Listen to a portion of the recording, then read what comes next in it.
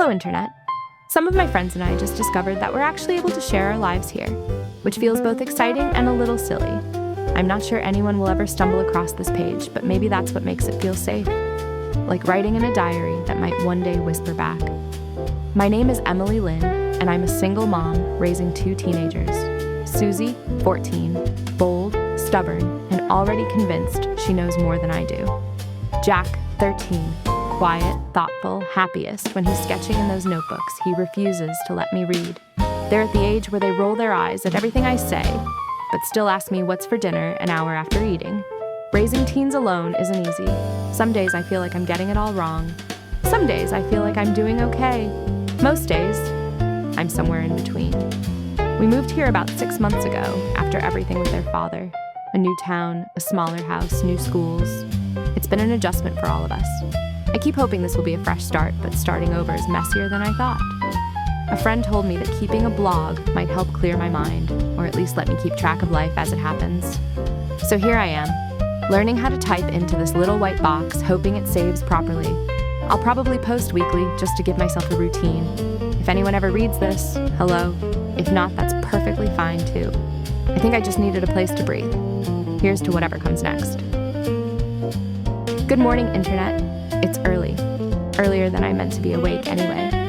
I rolled out of bed thinking I'd have the living room to myself for a few minutes, maybe drink a cup of coffee before the kids started arguing about whose turn it was to use the remote. But when I came downstairs, I found something I don't see very often. Both Susie and Jack sitting together quietly. No yelling, no shoving for space on the couch, no "Mom, tell them to move." Just stillness. They were glued to the television, practically leaning forward, humming along to whatever show was on. It wasn't loud, it's just this soft, repetitive little tune, almost soothing. I didn't recognize the show from the sound of it, but I didn't check. Honestly, if something manages to keep both of them calm at the same time, I'm not going to question it too much. Teenagers don't agree on anything these days, so seeing them sit shoulder to shoulder without fighting felt like a small miracle. I asked them what they were watching, but neither one really answered. Just a quick glance from Susie, then back to the screen. Jack didn't look away at all. Whatever it was, they seemed completely absorbed, hypnotized almost. I know that sounds dramatic. They're just kids watching TV, but it's rare to see them so in sync. Part of me wanted to peek at the screen just to know what had them so focused. But my coffee was calling, and frankly, if they're not arguing, I'm not risking breaking the spell. Anyway, that's our Saturday morning so far. I should probably check what channel they're on, just to make sure it's not something they shouldn't be watching. But I'll give them a few more minutes apiece first. Maybe this weekend will be a calm one. God knows we could use that. Hello again, Internet. I can't believe a whole week slipped by without me posting anything. Life gets busy, even when it feels like nothing big is happening. The kids have been different lately. Not in a bad way, just a little off, quieter. They've been waking up earlier than usual, and every Saturday morning it's the same thing. Susie and Jack sitting shoulder to shoulder on the couch, humming that soft little tune while they watch their show. This morning, I decided I'd finally ask them about it after it ended, just to avoid interrupting whatever trance they fall into. When the credits rolled, the screen cut to some boring infomercial. Perfect time to talk, I thought. I walked in and said good morning and asked what the show was called. Neither of them responded. Not a glance, not a word. Just this stillness, like they hadn't quite come back yet. I waited a few seconds, then a few more. Jack blinked slowly like he was waking up from a nap he didn't mean to take. Susie finally turned her head toward me. Not all the way, just enough that I knew she heard me.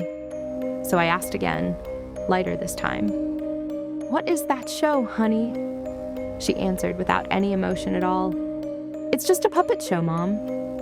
I tried to tease a little. What kind of puppets? But she just shrugged, eyes drifting back to the blank screen.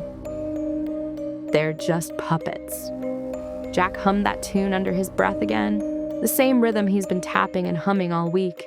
It's starting to stick in my head now, whether I want it to or not. It's strange. I still haven't actually seen the show myself. Every time I walk by, they're so wrapped up in it that I feel like I'm interrupting something private. I know that sounds silly. It's just TV, but they don't usually freeze me out afterward like that. The oddest thing is how well they're getting along. Kids who used to bicker over everything now sit pressed up against each other like they're sharing one brain.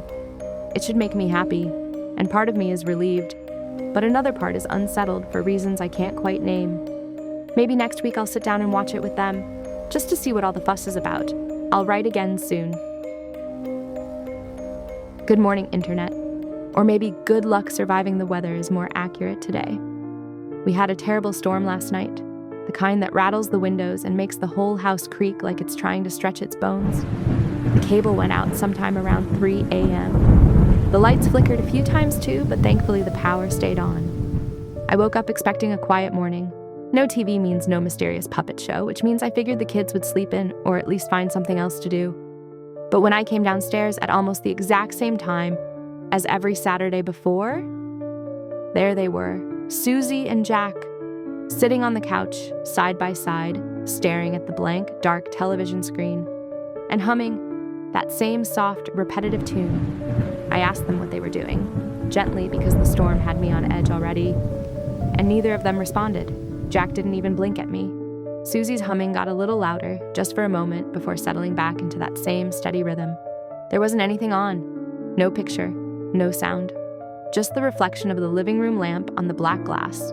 I know kids get attached to routines, especially after everything we've been through this past year, but something about this felt off, ritualistic in a way, like their bodies showed up for the show even when the show didn't. I tried turning the TV on just to break the strange mood, but it only showed static for a second before going completely black again. Jack didn't even react. I'll admit, it unsettled me more than it should have. Maybe I'm imagining things. But that tune, soft and steady, even without the television, is starting to feel less like something they're remembering and more like something they're repeating. Anyway, that's our weird little Saturday morning. Hopefully the cable company gets their act together soon. I'll check back in next week.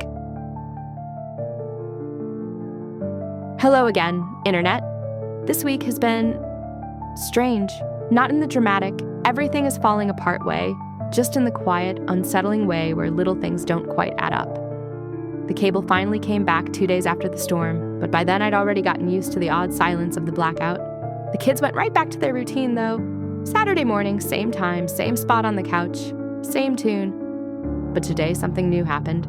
We got a letter in the mail, a bright, colorful envelope addressed to the Lynn family with little lantern drawings along the border. I thought it was some charity thing or an ad for a kids' fair. It definitely looked like something for younger children, not teenagers. When I opened it, the whole thing felt surreal.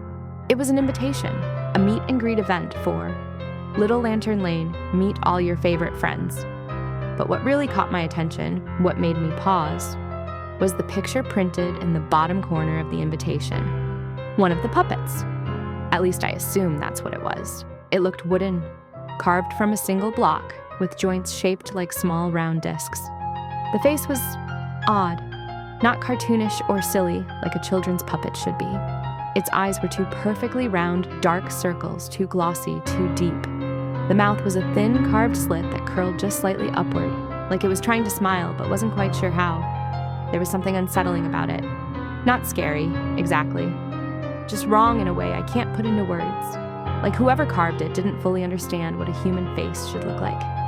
Still, when Susie and Jack saw me holding the invitation, they reacted instantly. They nearly snatched it out of my hands. Their voices overlapped as they begged me to take them. "Please, Mom, it's free! Everyone's going to be there. We have to go! You'll love the puppets. They said the show wants to meet us. Mom, please!" I had never even heard of the name of the show before, or have I ever seen them so excited about anything, not even birthdays. I asked how they knew about the event. They said they talked about it on the show, which surprised me because I've never heard anything but humming whenever I passed the TV. But the way their faces lit up, how happy they looked, I couldn't bring myself to say no. So I agreed. We're going to the Little Lantern Lane event this weekend. They almost screamed with excitement. I'll update you all afterward and let you know how it goes. Wish me luck.